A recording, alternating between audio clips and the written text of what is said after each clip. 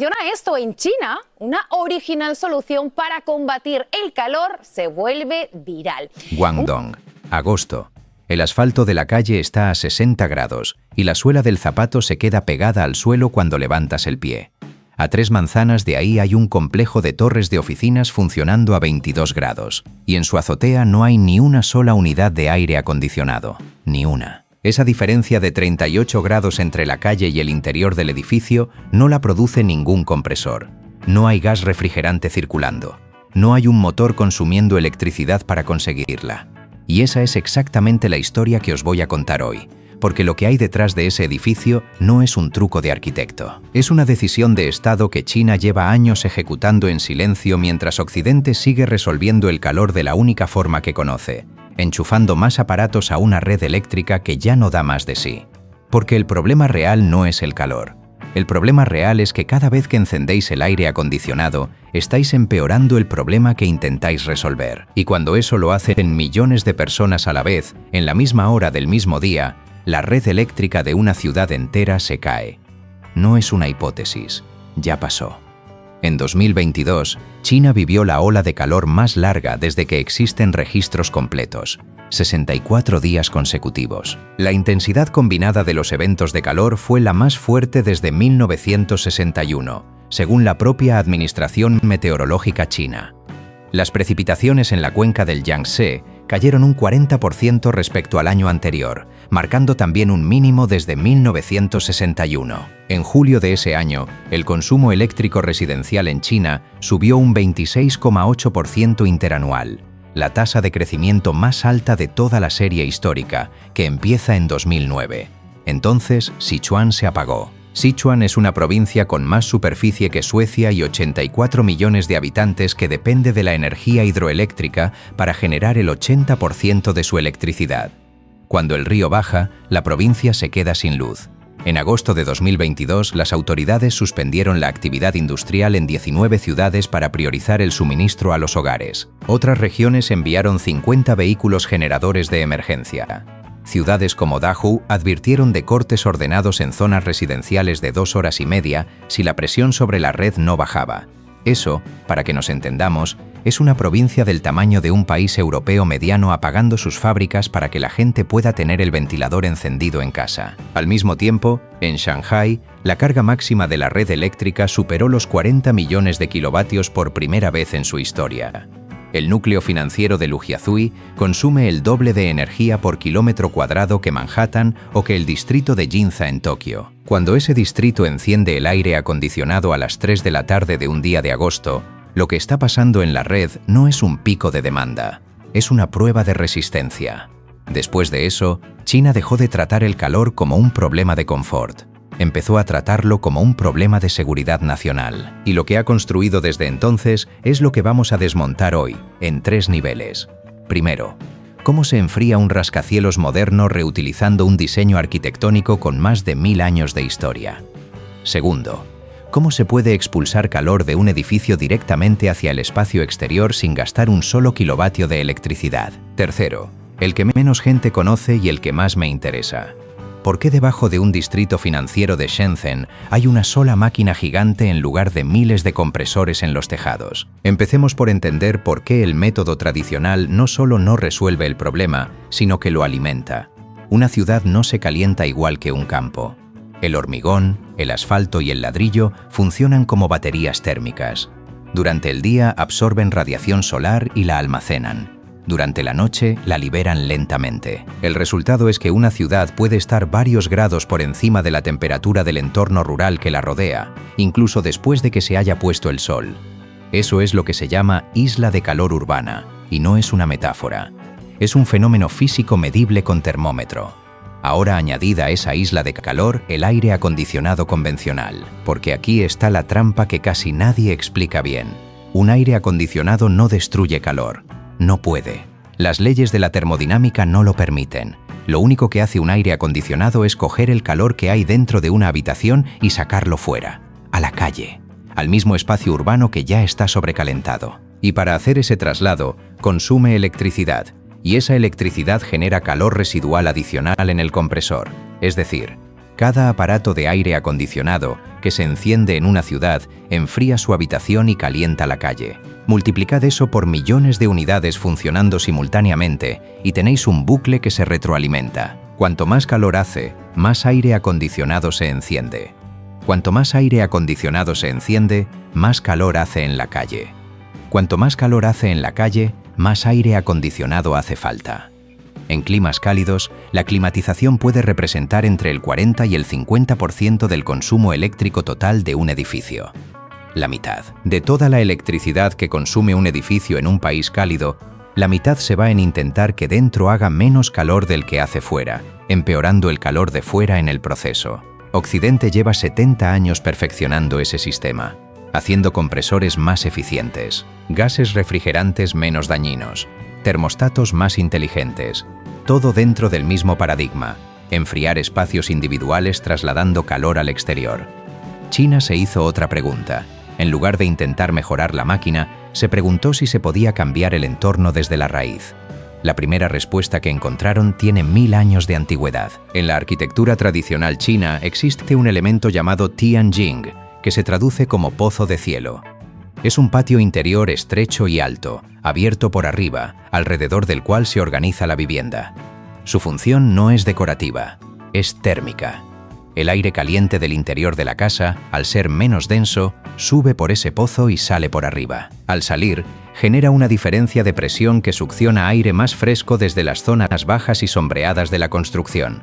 El resultado es una corriente de ventilación continua que funciona sin ventilador, sin electricidad y sin mantenimiento, mientras haya diferencia de temperatura entre el interior y el exterior, que en verano la hay siempre. Eso lo llevan haciendo en China desde hace siglos. Y en la dinastía Tang fueron todavía más lejos. En el salón Hanliang del Palacio Daming había un sistema de refrigeración por circulación de agua. Ruedas hidráulicas impulsaban agua fría hasta el tejado y la dejaban caer desde los 4 aleros formando una cortina de agua que refrescaba todo el perímetro exterior de la sala. Hace más de 1000 años, sin electricidad, sin compresores, sin gas refrigerante.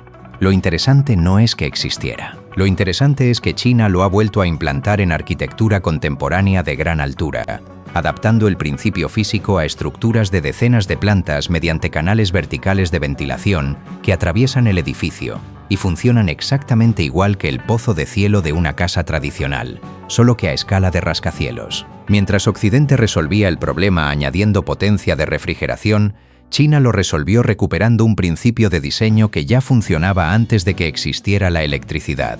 Si os interesa entender cómo funciona la infraestructura de verdad, más allá de los titulares que os cuentan los medios convencionales, suscribíos. Aquí no explicamos las cosas por encima, ahora subimos de escala. Porque enfriar un edificio es una cosa, enfriar una provincia entera es otra. Volvamos a agosto de 2022. Con Sichuan sin agua en los ríos y sin electricidad en las fábricas. La respuesta del gobierno chino a esa crisis no fue solo racionar el consumo, fue intentar cambiar el clima directamente. El 18 de agosto de 2022 se confirmó el uso de yoduro de plata para la formación de nubes en la provincia de Anhui y en otras zonas del país. El 25 de agosto se ejecutaron operaciones de lluvia artificial en partes de Sichuan y Chongqing. Aviones y cohetes dispersando yoduro de plata en la atmósfera para forzar la condensación del vapor de agua disponible y provocar precipitaciones sobre las cuencas hidrográficas que alimentaban las centrales hidroeléctricas. Eso es siembra de nubes. Y China es, con diferencia, el país que más recursos ha dedicado a esta tecnología en el mundo. El principio físico es relativamente simple. En una nube hay vapor de agua que necesita una partícula sólida alrededor de la cual condensar para formar una gota lo bastante pesada como para caer. Si el aire está limpio o si las partículas presentes no son adecuadas, el vapor se queda en suspensión y no llueve. El yoduro de plata tiene una estructura cristalina muy parecida a la del hielo, lo que lo convierte en un núcleo de condensación eficiente. Se dispersa en la nube, el vapor condensa sobre esos cristales, las gotas ganan peso y caen. No crea agua de la nada. Eso es importante decirlo. Solo fuerza la precipitación del agua que ya está en la atmósfera y que de otro modo no caería en ese momento ni en ese lugar. Es un redireccionamiento, no una creación. Pero aquí está el detalle que de verdad importa. China no usó la siembra de nubes para que lloviera y refrescara el ambiente. La usó para rellenar los embalses de las centrales hidroeléctricas que alimentaban la red que estaba a punto de caerse.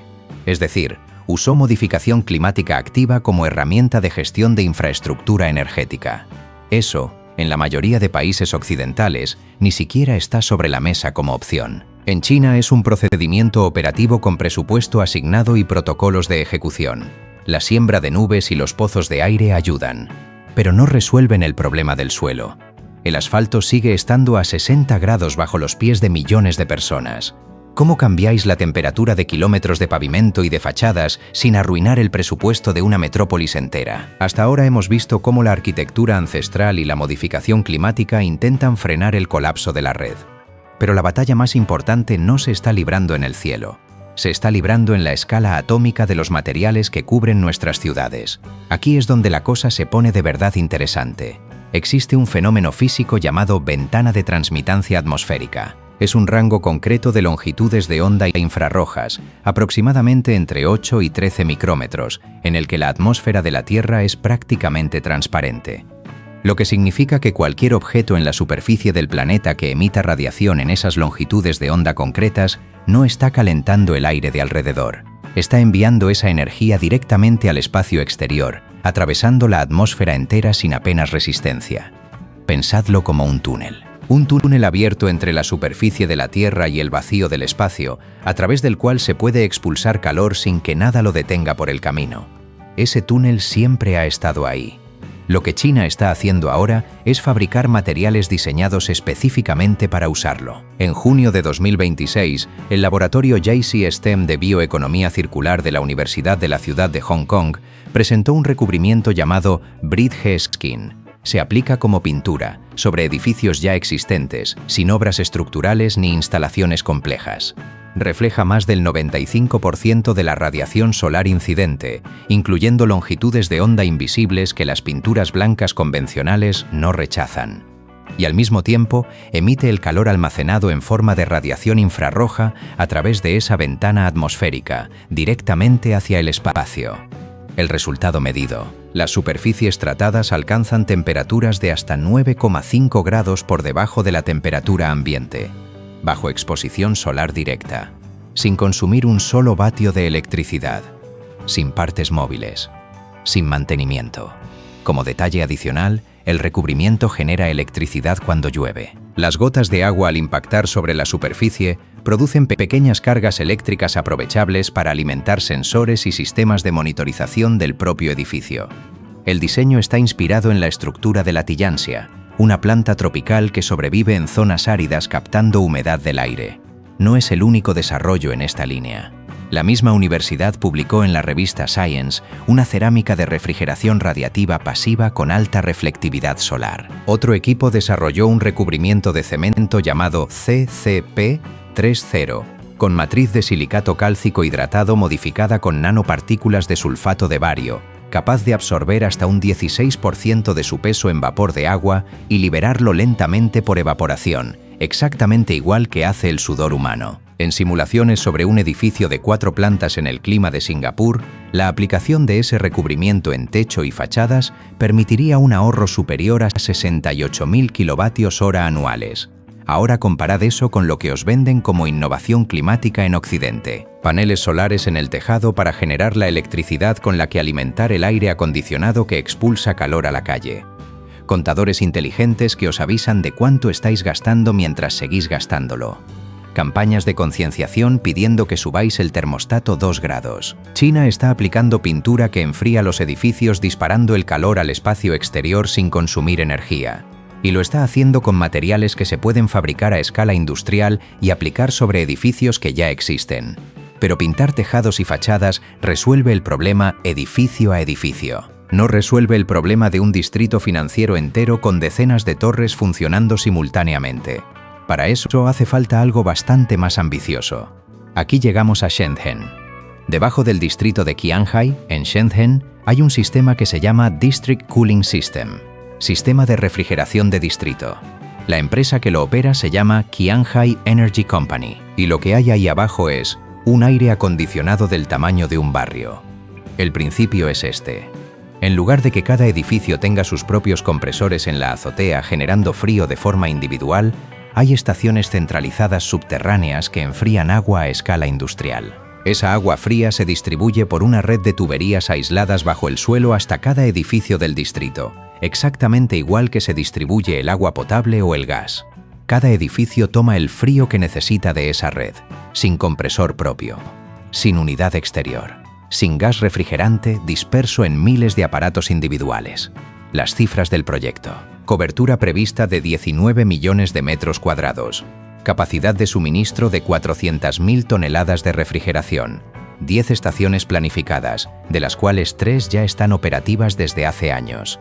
Y un ahorro estimado de alrededor de 130 millones de kilovatios hora de electricidad al año. 130 millones de kilovatios hora al año, en un solo distrito de una sola ciudad. Para que esa cifra tenga sentido, ese ahorro equivale aproximadamente al consumo eléctrico anual de decenas de miles de hogares. Solo por dejar de tener miles de compresores individuales funcionando de forma descoordinada y sustituirlos por unas pocas plantas centralizadas trabajando con curvas de carga optimizadas. Hay un detalle que dice mucho sobre cómo se toman estas decisiones en China. El sistema no da servicio a viviendas particulares, solo a edificios comerciales, oficinas, centros comerciales y estaciones de transporte. ¿Por qué? Porque el sistema es eficiente cuando funciona de forma continua entre 5 y 8 horas seguidas, y ese patrón de uso encaja con un edificio de oficinas, pero no con una vivienda donde la gente entra y sale a horas distintas. Así que lo aplicaron donde funciona y no lo aplicaron donde no. Sin marketing, sin promesas de que sirve para todo, sin forzar la tecnología a un caso de uso para el que no está diseñada. Eso, en ingeniería de infraestructura, se llama criterio.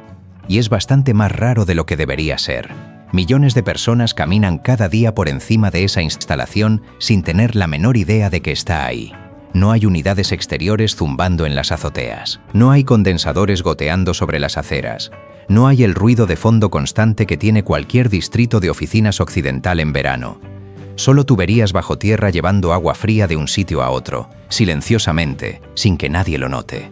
Hemos visto la arquitectura pasiva recuperada de hace 1000 años, la modificación climática activa a escala provincial, los materiales que disparan calor al espacio exterior, y la red subterránea que refrigera un distrito financiero entero. Queda un último nivel, y es el más pequeño de todos.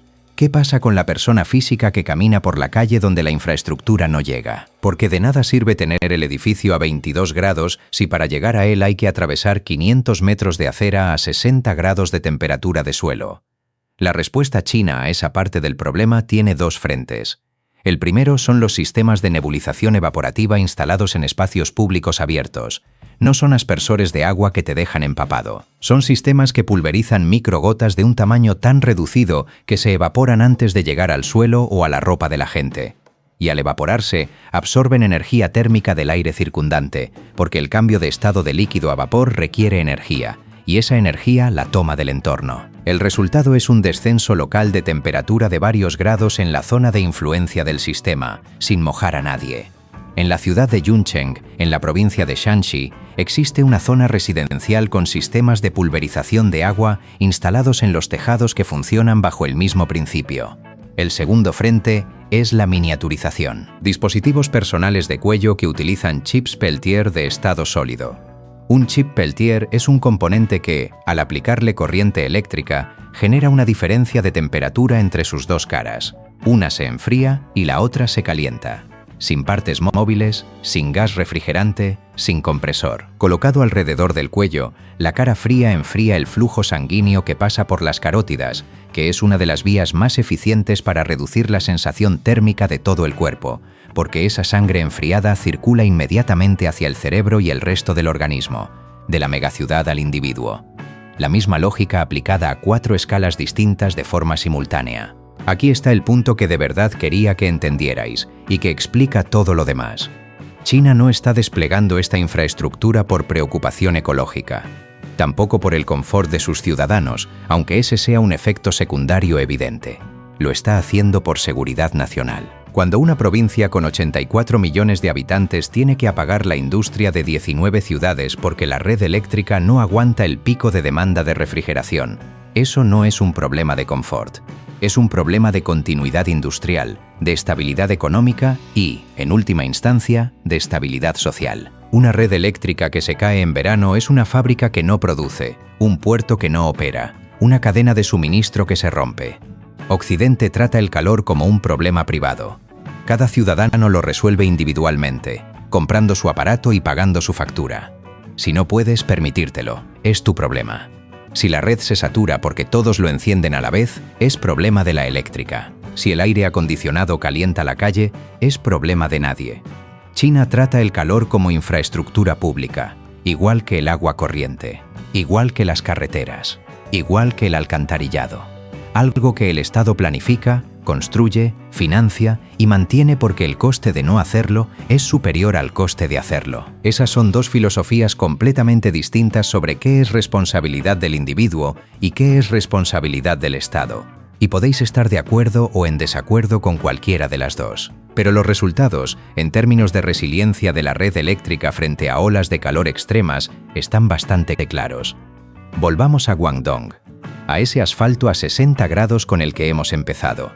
Esa imagen, cuando la miráis ahora, ya no significa lo mismo que hace 20 minutos. No es la imagen de un verano especialmente caluroso. Es la imagen del límite físico de un modelo urbano que Occidente sigue replicando en cada ciudad nueva que construye. Hormigón y asfalto absorbiendo energía todo el día. Aire acondicionado individual expulsando más calor a esa misma calle. Y una red eléctrica cada vez más tensionada sosteniendo el conjunto entero. A 3 manzanas de ahí, el edificio sigue a 22 grados sin una sola unidad de aire acondicionado en la azotea. Y debajo de sus cimientos, en algún punto del subsuelo, hay tuberías llevando agua fría desde una planta centralizada que casi nadie sabe que existe. Ese es el secreto. No es un invento milagroso. Es planificación de infraestructura sostenida durante años, aplicando física básica a escala de ciudad, en lugar de vender aparatos individuales a millones de personas. Si este tipo de análisis sobre la física de la infraestructura os da una perspectiva que los medios convencionales no cubren, suscribíos. Porque todas estas soluciones reducen el consumo, pero no lo eliminan. La red subterránea de Shenzhen sigue necesitando electricidad para funcionar. Y para alimentar esa red y las ciudades que vienen detrás, China está construyendo en el desierto de Gobi una fuente de energía cuya escala real casi nadie fuera del país está calculando correctamente. De eso hablamos en el próximo video.